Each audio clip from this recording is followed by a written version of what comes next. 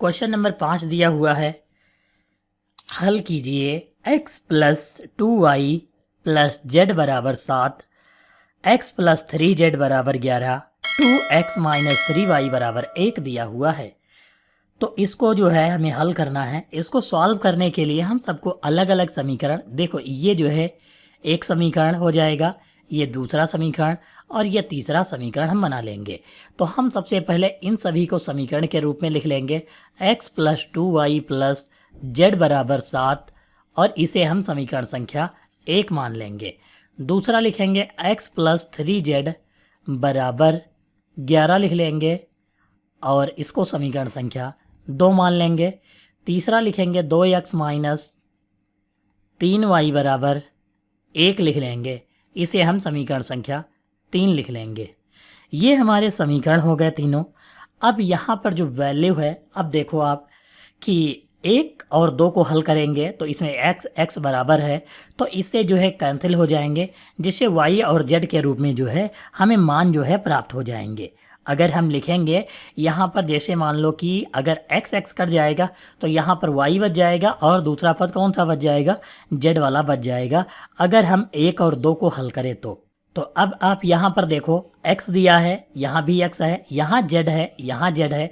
देखो हमको जो है एक इसके जैसा समीकरण, इसको अगर जो बना लें तो हमारा जो है यहाँ पर समीकरण जो भी वैल्यू आएगी उसकी तुलना जो है 3 से करवा देंगे, तो हमें x या y का जो है मान पता चल जाएगा।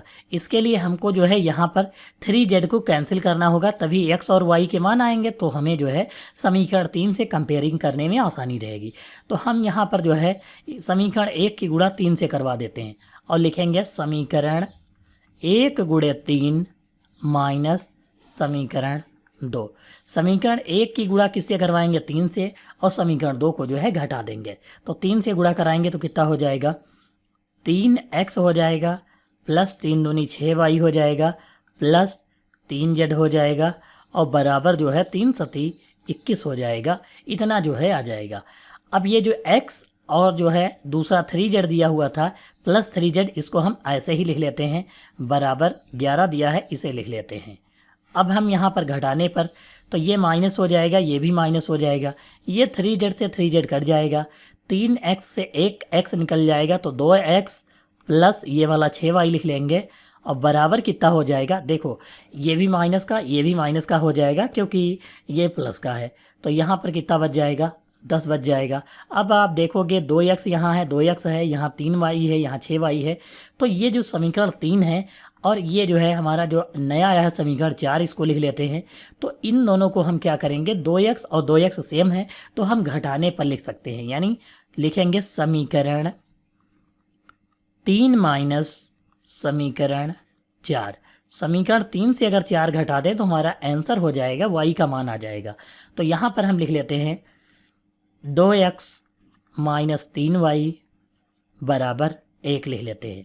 दूसरा लिखेंगे 2x प्लस 6y बराबर, यहाँ पर जो है 10 जो बचा हुआ है वो लिख लेते हैं, ये वाला। अब हम घटाने पर लाइन खींचेंगे, ये चिन्ह बदल जाएंगे, ये भी माइनस का और ये भी माइनस का, ये कट जाएगा, 6 और 3 माइनस का कितना हो जाएगा, 9 हो जाएगा, बराबर 10 से 1 निकालेंगे तो माइनस का 9, माइनस से माइनस कट जाएगा, 9 1 9 हो जाएगा, यानी यहाँ पर y का मान कितना आ जाएगा, 1 आ जाएगा। अब हमने y का मान 1 निकाल लिया, अगर y का मान समीकरण 3 या समीकरण 4 में रख दें तो x का मान आ जाएगा। तो हम यहाँ पर लिखेंगे y का मान समीकरण 3 में रखने पर, किस में रखेंगे, समीकरण 3 में जो है रखेंगे, तो यहाँ पर लिखेंगे 2x माइनस 3y की जगह पर 1 और बराबर 1 है तो 1 लिख लेंगे। 2x, ये 3 1 3 हो जाएगा, माइनस का 3 उधर जाएगा तो प्लस का 3 हो जाएगा, ये 1 लिखेंगे और प्लस का 3 लिखेंगे। 2x बराबर 3 1 4 हो जाएगा, तो 2 से काटेंगे 2 दूनी 4, यानी x बराबर कितना आ जाएगा, 2 आ जाएगा। तो यहाँ पर x और y के मान निकल गए हैं। अब हमें जो है z का मान निकालना है, तो हम x और y का मान समीकरण 1 में रख दे तो z का मान आ जाएगा, और या फिर x का मान समीकरण 2 में रख दे तो भी जो है z का मान आ जाएगा। तो हम यहाँ पर लिख लेंगे x का मान समीकरण 2 में रखेंगे।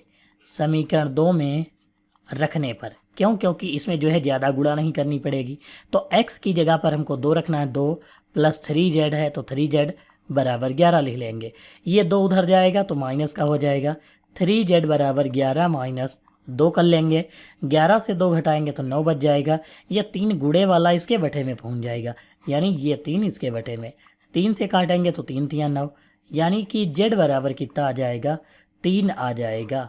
तो यहाँ पर जो है क्वेश्चन नंबर 5 का आंसर जो होगा x बराबर 2, y बराबर 1 और z बराबर जो है 3 हो जाएगा।